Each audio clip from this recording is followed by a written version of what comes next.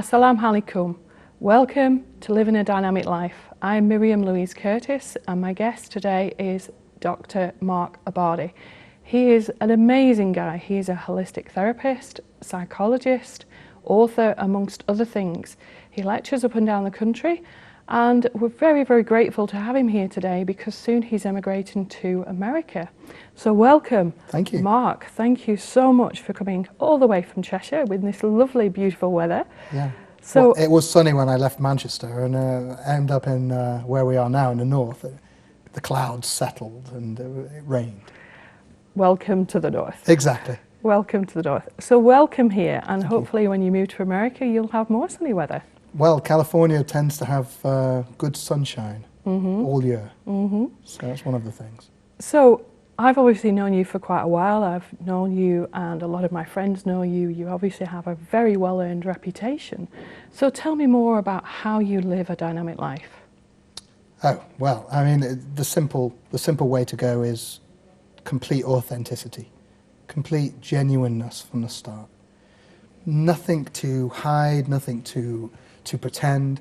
If I have an opinion, it doesn't mean I have to push it in someone's face, but I won't lie to myself and then to them, just to make things easy, just to make life more amicable. I was just having this conversation with my father this morning. He's having a conundrum where he's got to make some decisions, he's got to do a few things in life, and what he's doing is he's worried about how everyone else is going to be. Oh, I have to consider this person, and what about that person? And oh, it's so... And I said, Dad, it doesn't have to be so complicated. It doesn't have to be so dramatic. In fact, if you just were authentic, whatever your opinion was, share that with your loved ones, share it and be authentic, and they will respond in kind and be authentic back to you. And then all this drama that is going on in his imagination, in his prefrontal cortex, all the possibilities of the explosions that could, oh, what if this and what if that? It doesn't have to come into manifestation. It doesn't have to exist. So how do you feel that relates to our daily lives? Do you think that many of us live with our integrity, or many of us just live with kind of fogged glasses on? Yeah, well, I mean, integrity's almost another story. The first bit is people are living with masks. They're hiding who they are because they're afraid of being rejected. And fundamentally, that's what everyone's going around doing. That they're waiting to be rejected because somewhere in their lives they will have been, whether it's from their parents or from their school or maybe from their society, their cultural group they live in. They're waiting for this, oh, who's going to reject me next? They're almost looking for it. Who's out there to reject me? Right, I've noticed you're rejecting me. Whereas if they weren't looking for the rejection, they would see more light and they would see more love, because they would be coming from a perspective of love, which would create a resonance of love. One of the things I deal with is physics and quantum physics. I had to fall into that because psychology wasn't really doing it. It wasn't encapsulating all the dynamics between people, groups, and different situations. So I had to work with waves of information, quantum physics, and that's how you start to explore and understand that there are resonances, which means things go together. Certain things clash and certain things go together. And when you go into a room looking for a fight, you'll find someone to fight with. And if you go into it, I mean, have you ever been with somebody and they want to have an argument with you? And you just smile and allow space, and not smile at them in a smug, irritating way where you're like, not trying to wind them up, but actually just offering them a space to be heard, just offering them some authentic self. And very quickly their aggression towards you, it fizzes. There's nowhere for it to exist if you don't counterbalance it with a support for it. So if you don't offer a platform for it to be unfolded onto, it can't unfold. So it's kind of basic law of attraction principles, which is back to quantum physics, because obviously it's the scientists are proving this now, aren't they? Because for every thought, word, action, deed we do, we are accountable. And our DNA is active all the time. We are, in fact, electromagnetic beings. So the chances of someone walking into the room and, maybe storming for a fight is the fact that maybe we are looking for a fight as well. But I agree with you, there is this oil and water as well, and I think that the answer to everything, or a lot of things, is acceptance and unconditional love. How would you respond to that? Because obviously I've seen you do talks in Manchester and Cheshire, and I know you're up and down the country, and I'm hoping you're going to take this over to America, which we'll come on to in a little while. But what's your advice out there to the viewers who maybe would like to be more authentic, and perhaps, as we discussed earlier, we're all wearing masks in some way, shape or form. We have different heads, the mother, the daughter, the sister, the wife. How do you kind of see beyond that? How do you see beyond the illusion of where we are today? Yeah. Well, let's go back to the law of attraction, which you mentioned. It's not a law, there's a phenomenon of effect. But more importantly, it's not that we're in control of everything going on. Our conscious minds now are having a conversation. The conscious mind's about 8 to 10% of us. 90% of us is the subconscious or the unconscious, rolling away, doing a million different things, emanating all these signals to attract and repel certain things. So even if your mind there goes, I don't want any drama, I don't want any drama. First off, in terms of conscious languaging, your unconscious mind doesn't understand nots. It only understands affirmatives. So if someone asks you how you are and you say, not bad, the conscious mind hears bad and has to try an appendix not on, which it doesn't know how to do. The conscious mind does. Our consciousness can appendix not. If I said to you, I don't want to be sad anymore, then you know I want to be happy by default. But I've not made that statement to my unconscious. I've made the statement of, I want to be sad, and now the unconscious has to try and work out what not means, which it doesn't understand. So, yes, the law of attraction, but we will never have full control over it because of the subconscious. And the subconscious has been recording since we were children, since before we can remember. I mean, what someone said to us when we were 2 years old is recorded in the subconscious. I absolutely agree, certainly as a hypnotherapist and a healer. And certainly from my own personal experience and obviously regressions and different things.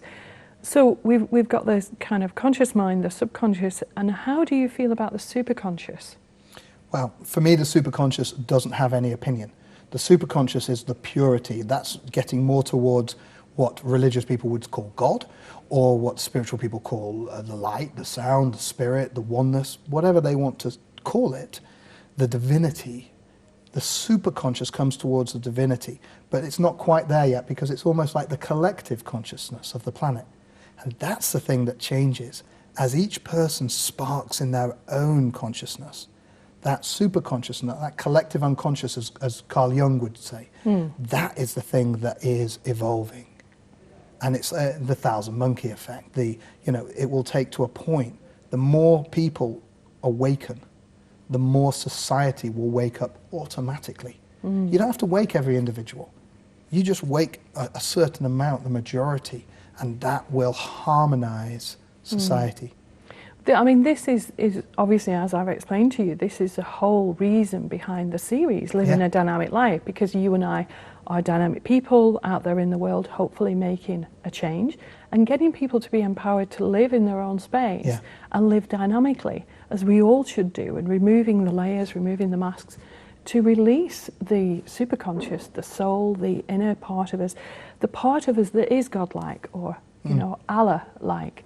Now, I obviously it's great when like-minded people come together, and you mentioned there the story of the monkeys, and obviously I know this story, but there might be many viewers out there who actually don't. So would you mind just explaining what that is for the viewer, please? Just the 100 monkey effect or the 1,000 monkey effect. It's just the point that there's a tipping point. There is, as my dad used to like to say, having his Arabic background, the straw that broke the camel's back. In other words, it's the final point, the final straw, the last thing that tips it. And with consciousness, there is that, what happens is people have realizations. And a realization doesn't come gradually. It's not like, well, I'm sort of getting a realization. It's sort of coming. I'm feeling it about 10%, now 20%. It's there. It's an instant, yeah. It's a light bulb, for want of the cheesy cartoons. It is the light bulb effect, and the realization happens and it doesn't. So the happening of it occurs more readily if there are more people who have that realization.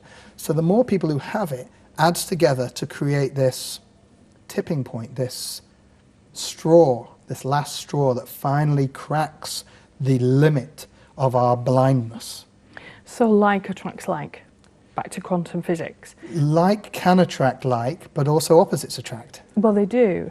So how can we raise our consciousness? You are obviously a meditation teacher. Yes. I teach meditation as well. Yes. I must admit for myself, I've had quite a few of those light bulb moments through meditation, and certainly the people I teach. So would you mind if we just shared a little bit of that? Oh, for sure. Meditation is the key. Now, some people will go through the yoga side of it, which is a movement meditation. Yoga means to join with. And of course, that comes from the eastern side of the world, the whole idea from India, really, of blending things together.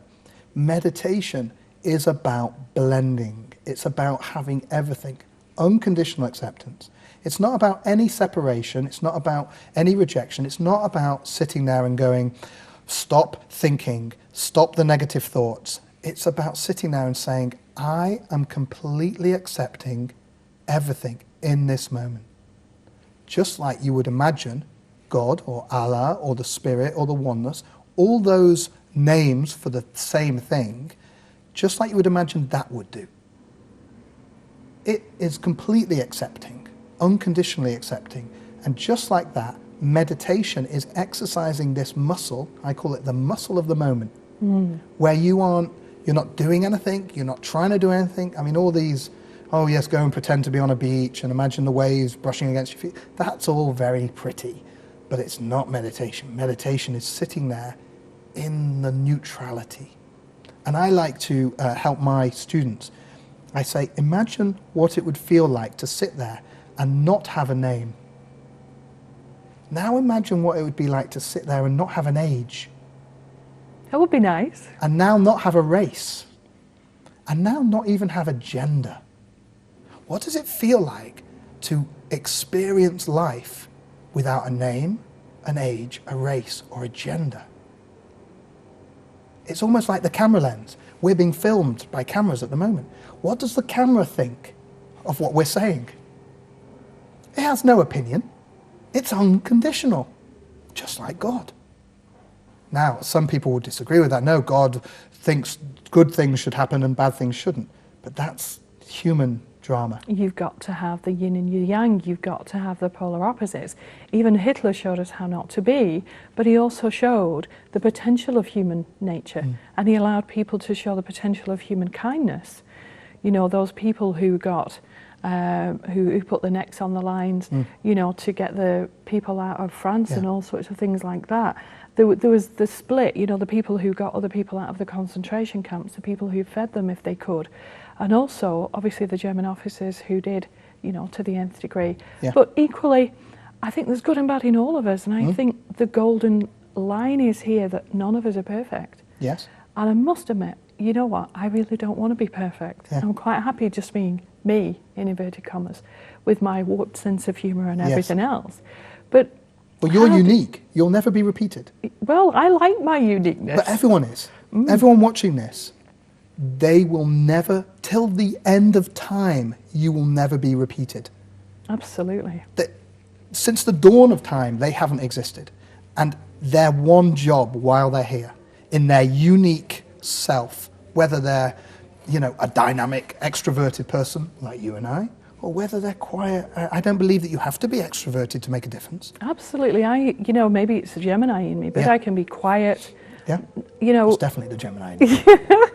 But I can be all things. You know, I have my grandma hat, my hat as a mother, my hat as a daughter. But equally, I'm the same underneath all of those. It's what people choose, how people choose to kind of perceive me. I have vulnerabilities. You know, people say to me as a therapist, well, you must have a wonderful life. And I'm thinking, most of the time, yeah, but don't be under any illusions. I have bad days. And I think for me, meditation is a kind of, it's a nice way to kind of try and pull yourself back when you have those blue days, which is appropriate because obviously I'm wearing blue today. But what would be your advice for people who are just struggling with things, as we all do, for goodness sake? We would be deluded to say that you and I, as a holistic therapist, oh yes, we have all the answers. Yeah. No, we don't. Well, you see, you know, the irony is the answer to your question, people don't want to hear. They don't want to hear. They come and they want the fix. Stop me feeling sad. And I say to them, why? Mm-hmm. Why? You want to reject your sadness? How? I mean, you know, we bring it back to, let's bring it back to God. Do you think God rejects your sadness? Absolutely not. What is outside of God? He accepts us, our wholeness, exactly, our wholeheartedness, our whole beingness. What is outside of God? Everything. No, I mean, what is inside of God? Everything. So what is outside of God? Everything. Okay, if we go like that, of course. But if for want of being able to discuss it, there is nothing that's beyond God. God is the one thing everywhere. Absolutely, yeah. In which case, God accepts all the things, whether it's good feelings or bad feelings, what we class as good and bad. To God, it's just God. And there's obviously a million shades of grey in between that as well. Right. Mm. So I think that the question that you posed was, how can we best deal with the bad stuff that happens? Mm-hmm. And most people fall into the trap of trying to reject it. Mm. What I say to them is, enjoy the shit bits. Enjoy the bad bits of life. I don't know if I'm allowed to. Enjoy the bad bits of life. Enjoy the drama, because one of those famous old sayings, this too shall pass. Which it shall. And there is the Sufi saying as well, that a broken man is at his strongest point, because that's when he has the chance to change. Mm. And for me, if I do have a bad day, which I must admit, since, you know, I got into the healing and all the other things, that if I have a bad day, I certainly don't sink as far low as I did. Yes. And I certainly have them on a less frequent basis. But I would be completely deluded to say, no, I never have a bad day. I never have a bad moment. I never get angry in traffic. Yeah. You know, I never get frustrated. Well, let me put it another way. I never have a bad day. Because even when I have a bad day, I enjoy having the bad day. Mm. I mean, I get angry, sure. Someone cuts me up, somebody smashes into my car, somebody does something to me or my family, or I'm going to get angry. And anger is a normal, natural reaction. This idea that spiritually balanced people should be on just one side of the equation is counterintuitive. It's ironic. You know, you should be some sort of beacon of light. If you were that, you would be unbalanced. You would be rejecting a whole segment of God's creation. All the yang, if you like. All the darkness and badness and negative feelings, the anger, the bitterness, the resentment. It's not about rejection. It's never been about rejection. That's the trick. It's about ultimate acceptance. And you know what? I think I have just as many bad days as I ever did. But now, I actually enjoy them. So I say to people, enjoy the drama. It's part of living. You don't need to fix it. Most people can't enjoy it because they're spending their entire time thinking, how can I get out of this? How can I change it? How can I move it? Fine, be authentic. If you're doing something that is crushing you, then, you know, I like to be, I mean, the saying in the Western world is man up. Mm-hmm. But I like to use the female say, woman up or woman up. Mm-hmm. You know, really embrace your truth. Remember, you're unique. Mm. There will never be another you, ever. And you're the only one who knows how to be you. So you could read a book, you could speak to somebody, oh, who should I be? Forget it. They've no idea. You're the only one who's the expert in you. Mm. So be you. And if you're having a rubbish day, have a rubbish day. Do it fully. But it is about embracing it, to be in it, to go through it. And as therapists, a lot of people don't want to go there, and the fear, which is false energy appearing real anyway, prevents them from dealing with most of their stuff. And actually, what I find is really bizarre. You know, we have all this stuff, oh darling, we're British, we don't talk about that. We put it under the carpet. And the energy it takes, get down there, get down there, get down there. Again, suppression, repression. Yeah. And suddenly, you know, you think, oh, actually, maybe I do need to look at this and to be in it, to go through it, to clear it. Actually, it's not that bad. And there was me thinking I had 100 million bits to shift. It's the imagination. It is the mind that kind of plays tricks on us. Yeah. And that's the beauty of meditation for me. And, you know, if I'm having a bad day, then I may go for a walk. I may decide to talk to a friend. I may decide just to sit with it, put my hands on the heart center and say, you know what are you trying to show me? What am I clearing here? So what's your advice on that? What do? You just enjoy your day when you're having a bad day? Well, you know, I mean, part of my thankfulness is having Arabic roots. So even though I'm second generation British, my family are all Arabs. And so there's a real beautiful, expressive nature to the Arab culture. It's like they don't hold things back. They say it like it is, and they come out and say it. And so that's really helped me not to be stiff upper lip British. I think it's wonderful. It's very refreshing. Yeah. And for me, you know, the beauty will come. We talked about the 100 monkey effect. The beauty will come when we can blend all the cultures together in the world. And people fear this and they think, oh, we'll lose our culture. No, you don't. It incorporates. Absolutely. It makes a synergy. It's like, you know, if you put, I mean, look, I'm going to talk about something, I don't know whether people would like peanut butter and jam. But peanut butter and jam, peanut butter is great by itself. Jam or jelly for the Americans. It's only like chili chocolate, isn't it? Oh, chili chocolate. Or salt and chocolate. The point is, chocolate by itself, great. Add a bit of chili. Wow. I mean, the synergy, and that's what we know in terms of homeopathy, in terms of aromatherapy, in terms of, I mean, let's take music. You know, you have a beautiful singer, someone singing, then you put a beautiful sound instrument, another one. If you create the right synergy, you have something that's greater than the sum of its parts. And in the same way, creating a synergy with our lives is the important bit. Adding everything together. So culturally, the more cultures you can blend together, the more religions you can blend together, you will get into one solid, beautiful, accepting light. And surely, you know, all roads lead to Rome, don't they? Because God is everywhere. Yes. You know, we are all creators of God within ourselves. Yes. We're all parts of God. So why would we not want to do that? We've got a few minutes before break, but obviously not many. So what I kind of feel here, do you think that's possible? Because I certainly do, that it's possible to bring all those cultures into the melting pot. You know, it will happen. I really do think it will. There's no debate, there's no discussion. We don't need to do anything. All we need to do is keep having discourse, keep discussing, keep being present with ourselves, keep listening. And you know, one of the greatest gifts we can give anyone is the space to be heard. If you want to explain how you feel to them, whether it's how your opinion is better than theirs, whatever, listen to them first. Ask them to explain fully their opinion. Give them the space to be heard, for then they shall reciprocate. And you will dance together and blend your ideas and evolve.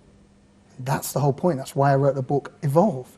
Because the whole point is we are evolving culturally, intellectually, emotionally, simply by space. And by being. Yeah. And by allowing ourselves to be, we allow other people to be. Yeah.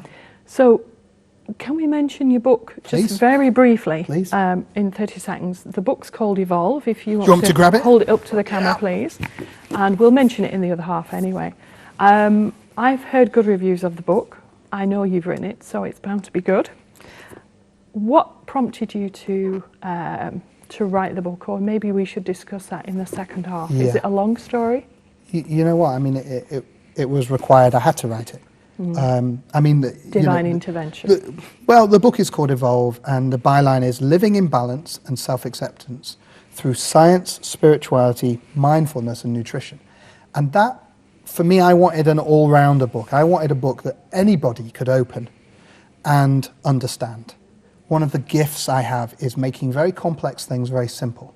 And I wanted to put science in here because I wanted to touch the hearts of my fellow man.